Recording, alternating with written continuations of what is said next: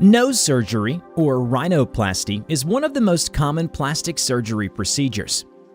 This procedure can help the patient to correct a structural deformity or a functional problem such as reduce or increase the size of the nose, correct the asymmetry of the nostrils, straighten the curvature of the nasal bridge, lift the tip of the nose, change the angle between the nose and upper lip, correct a birth defect or injury, relieve respiratory problems due to deviated septum.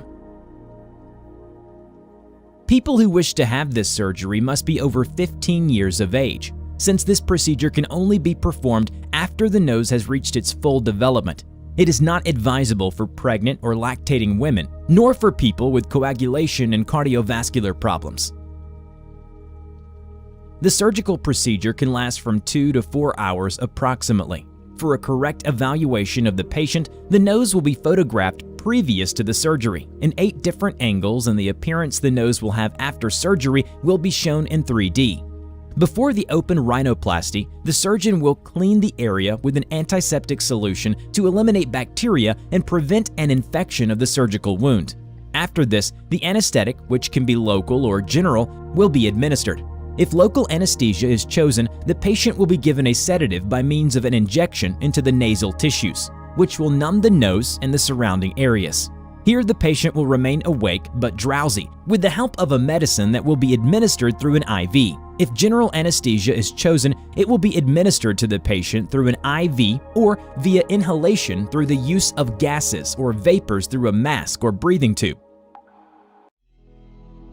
To begin the procedure, the surgeon will make 2 small incisions. The first will be in the columella, which is the tissue located between the nostrils and the base of the nose.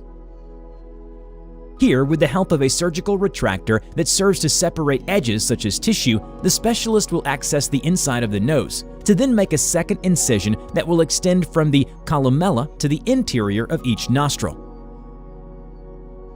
With surgical scissors, the doctor will carefully separate the skin along the columella by pulling it upwards. Using surgical scissors and a series of retractors, the physician will continue to very carefully remove the skin from the underlying cartilage, which is the cartilage that extends from the nasal bones to the septal portion. Once the skin of the nose is detached from the nasal bone, the surgeon will be able to make the necessary corrections to the nose. Open rhinoplasty allows the doctor to better modify the nose in patients whose tip is wider or protruding. The specialist may choose to remove a portion of the alar cartilage, which is what helps define the cosmetic contour and nostrils. Likewise, the surgeon may choose to use sutures to direct or draw the alar cartilages inward in order to create a narrower tip or correct their position.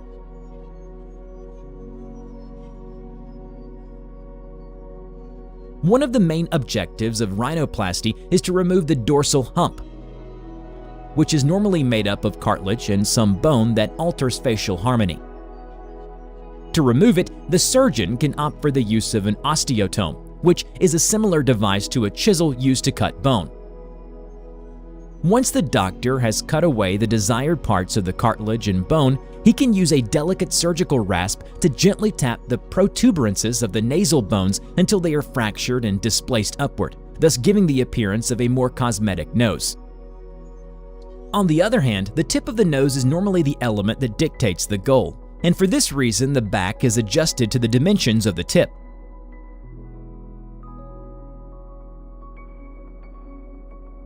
When the doctor has finished the nasal remodeling, the incisions inside the nose will normally be sutured with dissolvable sutures. That is, that the body is capable of absorbing without having to remove them. In some cases, it is possible to place nasal splints inside and outside the nostrils to provide support and firmness while the nose heals. Bruises may appear on the face in the following days after the surgery. There can also be a presence of small hemorrhages, headaches, and perceiving a clogged nose. These side effects are not worrisome and will disappear as the days go by. The stitches, bandages, and nasal splints should remain on for 5 to 7 days, depending on the doctor's indications.